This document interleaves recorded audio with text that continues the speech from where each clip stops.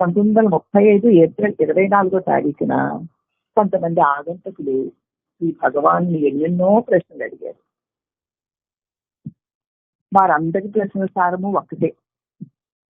నేను ఎంత శ్రమించి ఎంత సాధన చేసినా ఆత్మ యొక్క పలుకుడే మాకు తెలియడం లేదు స్వామి.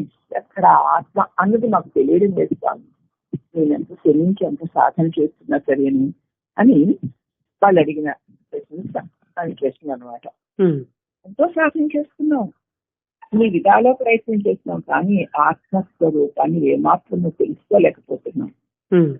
భగవాన్ అని అడిగారనమాట. అప్పుడు భగవాన్ అన్నారు, నన్ను నేను చూడలేకపోతున్నాను అని అంటున్నది ఎవరు? ఆత్మ అంటే నేనే కదా. నేనే. ఎంత ప్రయత్నం చేసినా నన్ను నేను తెలుసుకోలేకపోతున్నాను అంటున్నావు నువ్వు.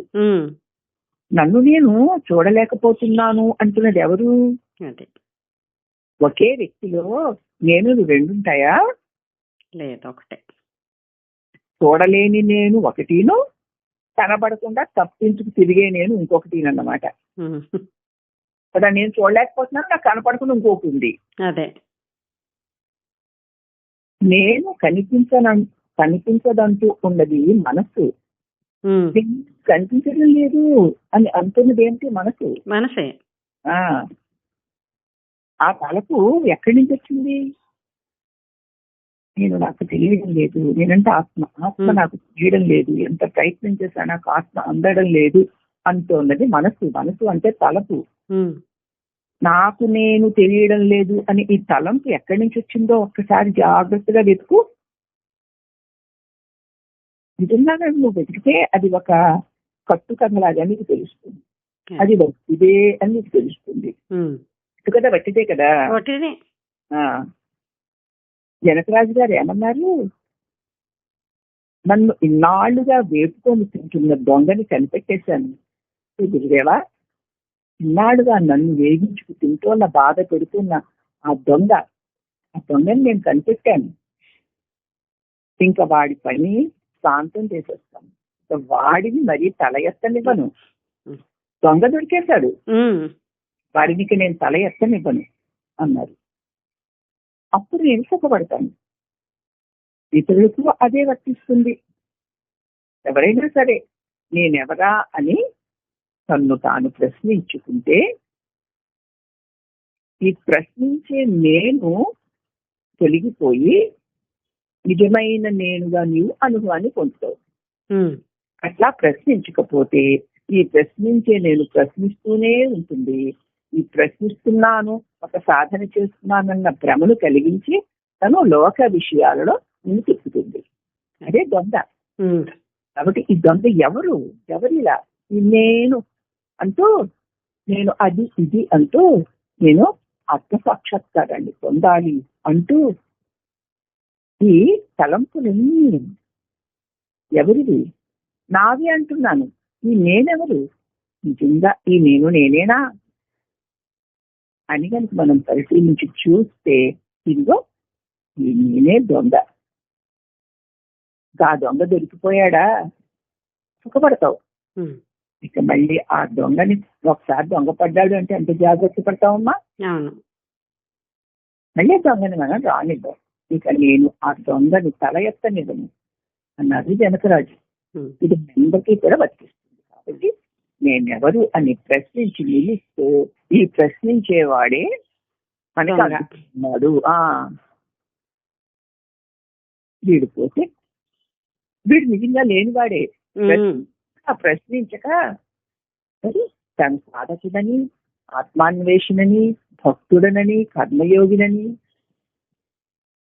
అనేక ఉన్నత లక్షణాలు కలిగినటువంటి ఒక వ్యక్తిత్వం కలిగిన ప్రత్యేక వ్యక్తులని తను తానే భావించుకుంటూ ఆ భావించుకున్న దానికి అనుగుణంగా ప్రవర్తిస్తున్నానని ఇతరులను కూడా నమ్మించనించుతూ తన అహంకారాన్ని తను తృప్తిపరుచుకుంటూ ఈ మాయా ప్రపంచంలో తిప్పుతూ ఉంది ఈ నేనే. ఎవరిది అని ఎవ్వరూ ప్రశ్నించారు. అదే నేనైపోయి ఉన్నాం కదమ్మా మనం. ఒక్కసారి ప్రశ్నించి చూడు. నేనెవడు అన్న ప్రశ్నలో ప్రతిసారి నేనెవడినన్నప్పుడు ఒక ప్రత్యేకమైన గొప్ప గొప్ప అంతరార్థాలు మనకి పడుతుంటాయి. ఎన్ని చేసింది నేను, చేయిస్తోంది నేను, చూపిస్తోంది నేను, భ్రమింప చేస్తోంది నేను. కానీ అందరి మీద అపనమ్మకం ఉంది తప్ప ఈ నేను మీద నాకు ఏనాడు అపనమ్మకం కలగలేదే. నేనేనా? నేను అనే నేను నిజమేనా? అసలు నేనెవరు అని ప్రశ్నించిన క్షణంలో అది మాయమైపోతుంది. మాయమైపోతుంది అంటే మళ్ళీ రాదు అనుకోకు, దాక్కుంటుంది. అదే ఎంతో బాగుంటుంది, ఒక గొప్ప శాంత అనుభవం కలుగుతుంది. దానిలో అది ఉండనివ్వదు. క్షణకాలం మాయమై మరుక్షణంలో నువ్వు ఎమరుపాటుగా ఉండేసరికి మళ్ళీ గమ్మేసుకుంటుంది. అందుచేతనే గొప్ప గొప్ప సాధకులు, గొప్ప గొప్ప మునీశ్వరులు కూడా ఈ మాయ నేను వాళ్ళకి చిక్కిన వాళ్లే. భగవాన్ అన్నారు కదా అక్షరమణి మాయలో, తల నుంచి భక్తుల పరిమార్పు నిలుగొట్టు కొనియట్టు జీవించునరుడాచల. ఈ నేను అనే అహంకార మాయ వలలో పడినటువంటి భక్తులందరినీ మార్చి రక్షించుకునేవాడేవి నువ్వే కదా అరుణాచల. భగవంతుడు అక్షరమణమాలు దీన్ని మనకి తెలియజేశారమ్మా. కాబట్టి ఇప్పుడు మన నేనుగా ఉన్న నేనుని ప్రతి క్షణం ప్రశ్నించు. అదే దొంగ, నమ్మనే నమ్మవద్దు. ఆ నేనునే విద్యాహం అంటారు భగవాన్. మూల అవిద్య అంటుంది శాస్త్రం. అవిద్యా మూలమే కదా అది. ఆ మూల అవిద్య, అజ్ఞానం విద్యాహమై అదే సత్యంగా ఈ లోకంలో మాయలో మనల్ని భ్రమింప చేస్తుంది. ఎవరికి మాయ, ఎవరి నేను అని నిన్ను నువ్వే ప్రశ్నించుకోవాలి. అప్పుడేదో నేనెవరు అనుకోవడం కాదు. సిన్సియర్ గా నేనంటున్న నిన్ను నువ్వే సూటిగా ప్రశ్నించుకో. అప్పుడు ఎవ్వరి మట్టికి వాళ్ళకే ఆ నేను యొక్క నిజస్వరూపం అనుభవానికి వస్తూ ఉంటుంది. మాటికి కలుగుతూ ఉండడం, ప్రశ్నించేసరికి తొలుగుతూ ఉండడం. ఇది ఇలా చేస్తూ సాగుతూ ఉండగా కొంతకాలానికి అది తొలగిపోతుంది పూర్తిగా.